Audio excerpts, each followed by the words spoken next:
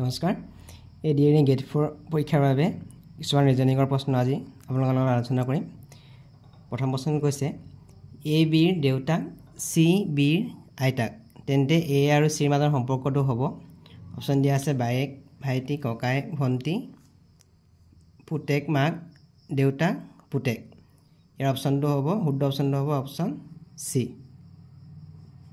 পুতেক মাক। এ আৰু চিৰ মাজৰ সম্পৰ্কটো হ'ব পুতেক আৰু মাক। চি নম্বৰটো ইয়াৰ শুদ্ধ উত্তৰ। ২ নম্বৰ প্ৰশ্ন তলৰ কোনটো অমিল বালিমাহী দ'দ চৰাই কাছ ময়ূৰ।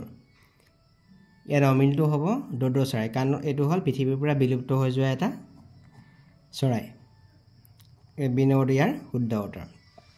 ৩ নম্বৰ প্ৰশ্ন এইটো এটা লুডুগুটি।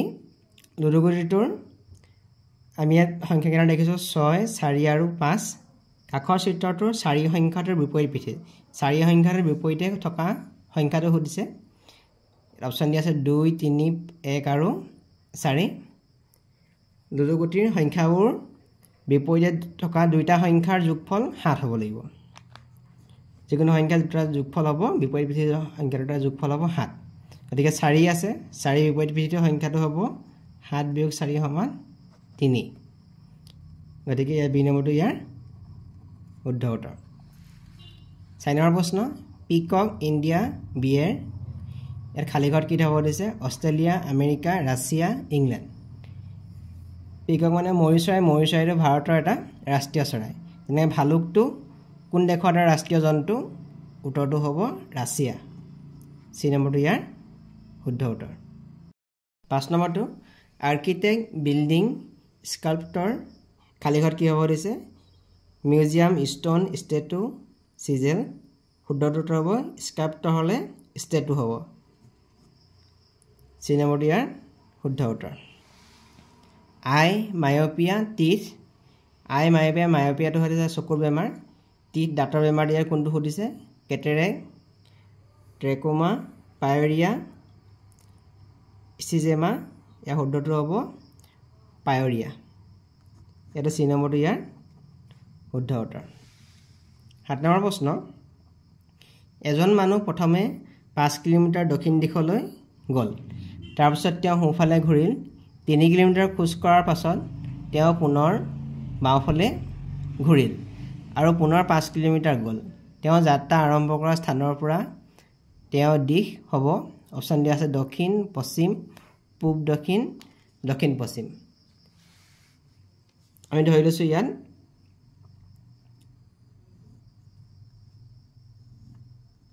মানুহজন এইটো পইণ্টত থিয় হৈ আছে। এইটো পূব এইটো পশ্চিম এইটো উত্তৰ এইটো দক্ষিণ। প্ৰথমতে কৈছে মানুহজন ৫ কিলোমিটাৰ দক্ষিণলৈ গ'ল। ৫ কিলোমিটাৰ দক্ষিণলৈ আহিলে এইটো হ'ব ইয়াত হ'লে ৫ কিলোমিটাৰ দক্ষিণলৈ আহিলে। তাৰপিছত কৈছে কি তেওঁ সোঁফালে ঘূৰিল। সোঁফালে ঘূৰিলে এইফালে হ'ব সোঁফালে ঘূৰিল। ৩ কিলোমিটাৰ খোজ কঢ়াৰ পিছত তেওঁ ৩ কিলোমিটাৰ খোজ কাঢ়িলে। খোজ কঢ়াৰ পিছত পুনৰ তেওঁ বাওঁফালে ঘূৰিল। বাওঁফালে ঘূৰিলে আকৌ এইফালে হ'ব। আকৌ পুনৰ ৫ কিলোমিটাৰ গ'ল গৈছে। আকৌ পুনৰ ৫ কিলোমিটাৰ গ'ল। মানুহজনে আহি এইটো পইণ্টত পালেহি। তেওঁ যাত্ৰা আৰম্ভ কৰা স্থানৰ পৰা কোনটো পইণ্টত আছে সুধিছে। তেওঁ পশ্চিম আৰু দক্ষিণ দিশত আছে, দক্ষিণ পশ্চিম দিশত আছে। এইটো চাউথ দক্ষিণ আৰু ৱেষ্ট পশ্চিম। গতিকে শুদ্ধটো হ'ব অপশ্যন ডি মানুহজন দক্ষিণ পশ্চিম দিশত আছে। ৮ নম্বৰ প্ৰশ্ন ১ৰ পৰা ৯০লৈকে সংখ্যা লিখোঁতে ৩ সংখ্যাটো কেইবাৰ ব্যৱহাৰ হয়। ১ৰ পৰা ৯০লৈকে আমি সংখ্যা লিখোঁতে ৩ সংখ্যাটো ১৯ বাৰ ব্যৱহাৰ হ'ব। চি নম্বৰটো ইয়াৰ শুদ্ধ উত্তৰ। ৯ নম্বৰ প্ৰশ্ন এটা শ্ৰেণীকোঠাত ল'ৰাৰ সংখ্যা ছোৱালীৰ সংখ্যাৰ ৩ গুণ। তলৰ সংখ্যাবোৰৰ ভিতৰত কোনটো সংখ্যাই শ্ৰেণীকোঠাৰ মুঠ ছাত্ৰ ছাত্ৰীৰ সংখ্যা নুবুজায়। ল'ৰাৰ সংখ্যা ছোৱালীৰ সংখ্যাৰ ৩ গুণ কৈছে। আমি যদি ছোৱালীৰ সংখ্যা x ধৰোঁ তেনেহ'লে ল'ৰাৰ সংখ্যা হ'ব 3x আৰু দুয়োটাৰ যোগফল হ'ব শ্ৰেণীকোঠাৰ মুঠ ছাত্ৰ ছাত্ৰী হ'ব x + 3x = 4x। ইয়াত কৈছে শ্ৰেণীকোঠাৰ মুঠ ছাত্ৰ ছাত্ৰীৰ ভিতৰত কোনকেইটা সংখ্যাই নুবুজাই সুধিছে। আমি যদি ৪৮ সংখ্যাটো লওঁ ৪৮ সংখ্যাটো লওঁ যদি ৪৮ সংখ্যাটো মুঠ ছাত্ৰ ছাত্ৰী হয় যদি ১২জনী ছোৱালী হয় আৰু 36টা ল'ৰা হয় তেতিয়াহ'লে যোগ কৰিলে হ'ব 48 হ'ব 6 2 8 3 4 48 হ'ব যদি 42 সংখ্যাটো লওঁ আমি 44 সংখ্যাটো লওঁ যদি 11জনী ছোৱালী হয় তেতিয়াহ'লে 33টা ল'ৰা হ'ব 3 4 3 44 হৈ গ'ল 44 হৈ গ'ল আকৌ যদি 40টো লওঁ 10জনী ছোৱালী হৈ গ'ল 30টা ল'ৰা হয় এটা যোগ কৰিলে আমি সংখ্যাটো পাম ইয়াৰ 3 গুণ গৈছে কিন্তু আমি 42টো ল'লে এইটো উত্তৰটো নোলাব ল'ৰা সংখ্যাৰ ছোৱালী সংখ্যাৰ 3 গুণ নোলাব গতিকে কোনটো সংখ্যা নুবুজাই কৈছে ইয়াৰ 42টো হ'ব 10 নম্বৰ প্ৰশ্ন এজন মানুহলৈ আঙুলিয়াই এগৰাকী মানুহে ক'লে যে তেওঁ মাক মোৰ মাৰ একমাত্ৰ জীয়েক মানুহগৰাকী আৰু মানুহজনৰ সম্পৰ্কটো হ'ব মানুহগৰাকী হ'ল মানুহজনৰ কি হয় সুধিছে মানুহগৰাকী হ'ব মানুহজনৰ মাক হ'ব 2 নম্বৰটো ইয়াৰ শুদ্ধ উত্তৰ 11 নম্বৰ প্ৰশ্ন তলৰ কোনটো চিত্ৰই বাছ ৰেলগাড়ী আৰু ভ্ৰমণকাৰীৰ মাজৰ সম্পৰ্ক বুজাব আমি ইয়াত দেখিছোঁ যে ভ্ৰমণকাৰীয়ে বাছতো যাব পাৰে ৰেলগাড়ীতো যাব পাৰে মানে ভ্ৰমণকাৰীয়ে দুটাতে যাব পাৰে যোৱাৰ সম্ভাৱনা আছে গতিকে ইয়াৰ শুদ্ধ অপশ্যনটো হ'ব অপশ্যন C2 বাছ ৰেলগাড়ী আৰু ভ্ৰমণকাৰী ইয়াৰ শুদ্ধ চিত্ৰটো হ'ব ডায়াগ্ৰামটো হ'ব অপশ্যন C2 12 নম্বৰ প্ৰশ্ন তলৰ কোনটো অমিল অপশ্যন দিয়া আছে 5720 6710 2640 4270 ইয়াত যদি আমি চাওঁ শেষৰটো গোটেইকেইটা শূন্য আছে সব একৰ ঘৰৰ অংককেইটা শূন্য আছে সোঁফালৰ পৰা যদি প্ৰথম ঘৰটোৱে তৃতীয় ঘৰটোৱে যোগ কৰোঁ ইয়াত আছে 5 আৰু 2 যোগ কৰি 7 হৈছে মাজৰ ঘৰটো হৈছে তেনেকৈ 6 আৰু 1 যোগ কৰি হৈছে 7 তেনেকৈ 2 আৰু 4 যোগ কৰি হৈছে 6 কিন্তু আমি চাওঁ ইয়াত 4 আৰু 7 যোগ কৰি ইয়াত 2 হৈছে গতিকে অমিলটো হ'ব D2 এই D2 ইয়াত অমিল তলৰ কোনটো অমিল ইয়াত দিয়া আছে ABCD option PRAMN CQBN ADBF PQXZ আমি যদি চাওঁ এই নম্বৰ অপশ্যনটোত ইয়াত কোনো ভাৱেল নাই বি নম্বৰ অপশ্যনটোতো ইয়াত কোনো ভাৱেল নাই ডি নম্বৰটোতো কোনো ভাৱেল নাই কিন্তু এই চি নম্বৰটোত এটা ভাৱেল আছে এ গতিকে অমিলটো হ'ব ইয়াত C2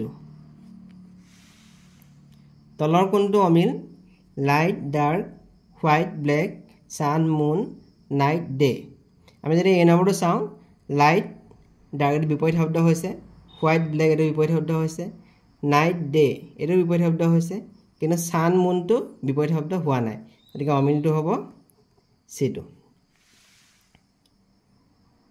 15 নম্বৰটো melt liquid fridge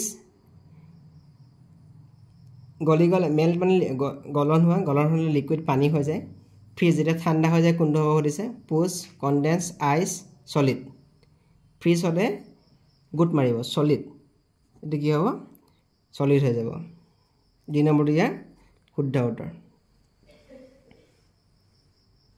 frame picture সম্বন্ধটোৰ লগত তলৰ কোনটো যোৰা মিলিব ফ্ৰেম পিকচাৰখনত এইটো ফ্ৰেম লগাব তাৰ কোনটো যোৰা হ'ব সুধিছে criminal crime river forest nail hammer binding book এইটো শুদ্ধ অপশ্যনটো হ'ব অপশ্যন ডি বাইণ্ডিং বুক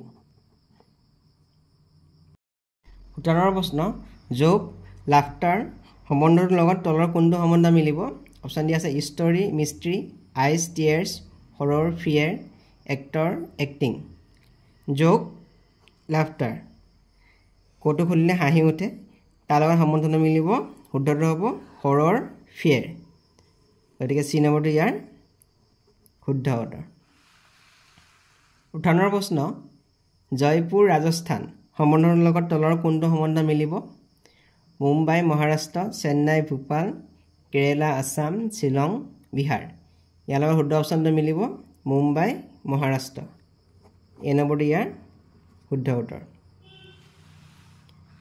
তলৰ কোনটো সংখ্যা অমিল অপশ্যন দিয়া আছে 169 625 1900 ইয়াত যদি চাওঁ 169 টো হ'ব 13 বৰ্গ 13 স্কয়াৰ হলে 169 হ'ব তেনেহলে 25 লগত 25 পূৰণ কৰিলে হ'ব 25 ৰ বৰ্গ 625 হ'ব 30 into 30 কৰিলে হ'ব 30 ৰ বৰ্গটো হ'ব 900 কিন্তু 1000 টো বৰ্গ সংখ্যা নহয় গতিকে অমিলটো হ'ব অপশ্যন সি টো তলৰ কোনটো অমিল হোমথিৰা ৰঙা নীলা হালধীয়া গতিকে এটা ৰং হয় আমি জানো যে ৰঙা নীলা আৰু হালধীয়া এটা প্ৰাথমিক ৰং কিন্তু এটো হল হোমথিৰাটো প্ৰাথমিক ৰং নহয় গতিকে দুটা ৰং মিক্স কৰি আমি হোমথিৰা পাম গতিকে অমিলটো হ'ব এটো খালি ঘৰত কি সংখ্যা বহিব দিছে 1 2 3 10 অপশ্যন দিয়া আছে 69 99 79 89 এত কোনটো সংখ্যা হ'ব আমি চাওঁ প্ৰথম সংখ্যাটো আছে 1 1ৰ বৰ্গ হৈ ইয়াৰ লগত 1 যোগ হৈছে 1ৰ বৰ্গ হলে 1 হৈছে 1ৰ লগত 1 যোগ হৈ পিছৰ 2 টো হৈছে এতিয়া 2 বৰ্গ হৈছে 2 বৰ্গ বিয়োগ 1 2 দুগুণ 4 বিয়োগ 1 হৈছে 3 হৈছে এটো হৈছে 3 হৈছে আকৌ যদি চাওঁ 3 ৰ বৰ্গ 3 দুগুণ 9 যোগ 1 হৈছে 10 এটো হৈছে এতিয়া আমি 10 ৰ বৰ্গ বিয়োগ 1 হ'ব 10 ৰ বৰ্গ কৰিলে 100 বিয়োগ 1 99 গতিকে শুদ্ধটো হ'ব অপশ্যন বি ছবিটোত থকা ত্ৰিভুজৰ সংখ্যা ইয়াত ত্ৰিভুজৰ কিমানটা সংখ্যা আছে সুধিছে আমি যদি এটাকে ত্ৰিভুজ হিসাব কৰোঁ 1 2 3 4 5 6 7 8 9 10 এটাকে থকা ত্ৰিভুজৰ সংখ্যা হ'ল 10টা আমি দুটাকে থকা ত্ৰিভুজৰ সংখ্যা হিসাব কৰিলে আমি পাম 7টা এই দুটা মিলাই এটা হ'ব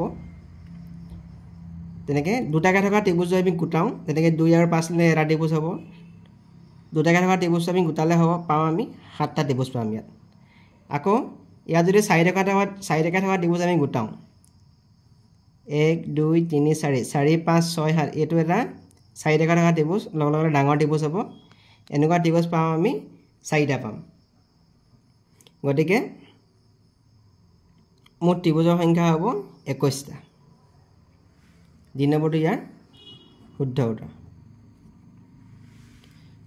পিছৰ কাষৰ ছবিটোত থকা ত্ৰিভুজৰ সংখ্যা ইয়াত ত্ৰিভুজ কেইটা আছে 1 2 3 4 5 6 7 8 ইয়াত ত্ৰিভুজৰ সংখ্যা আছে 8টা মাজতো ত্ৰিভুজ নহয় গতিকে এই নম্বৰটো ইয়াৰ শুদ্ধ উত্তৰ তাৰপিছত চাওঁ 24 নম্বৰ প্ৰশ্ন ইয়াত দিছে 9 13 22 এটো খালি ঘৰত কি সংখ্যা হ'ব সুধিছে আমি যদি এটো চাওঁ প্ৰথমটো আছে 9 আছে 9 লগত আমি 2 স্কয়াৰ কৰি 9 যোগ 4 সমান 13 হৈছে পিছতো 13 আছে ইয়াত আমি 2 বৰ্গ কৰিলে ইয়াত 3 বৰ্গ কৰিম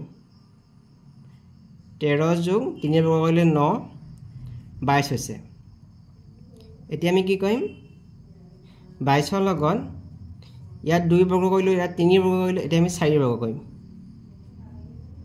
22 4 বৰ্গ কৰিলে 16 6 2 8 3 38 আৰু ইয়াত হ'ব 38 বি নম্বৰটো ইয়াৰ শুদ্ধ উত্তৰ যদি 40 plus 10 is equal to 4 15 into 10 is equal to 5 তেন্তে 90 plus 3 into 5 or মান হ'ব ইয়াত দিয়া আছে 40 plus 10 is equal to 4 তাৰ মানে প্লাস চিন মানে হয় আমি বুজিব লাগিব হৰণ 40ক 10 হৰণ কৰিলে আমি 4 পাম আকৌ ইয়াত দিছে 15 পূৰণ 10 is equal to 5 তাৰমানে পূৰণ চিন মানে আমি বুজিব লাগিব বিয়োগ 15 পৰা 10 বিয়োগ কৰিলে আমি পাম 5 আমাৰ ইয়াত দিয়া আছে 90 plus 3 into 15 তাৰমানে আমি পাতিম প্লাস মানে হৈ গ'ল হৰণ 3 আৰু পূৰণ মানে হৈ গ'ল বিয়োগ পূৰণ চিহ্নৰ ঠাইত আমি পাতিম বিয়োগ চিহ্ন এতিয়া 90 আমি 3 ৰে হৰণ কৰিলে আমি পাম 30 30 পৰা 15 বিয়োগ কৰিলে আমি পাম 15 এতিয়া ৰাইট অপচনটো হ'ব অপচন ডি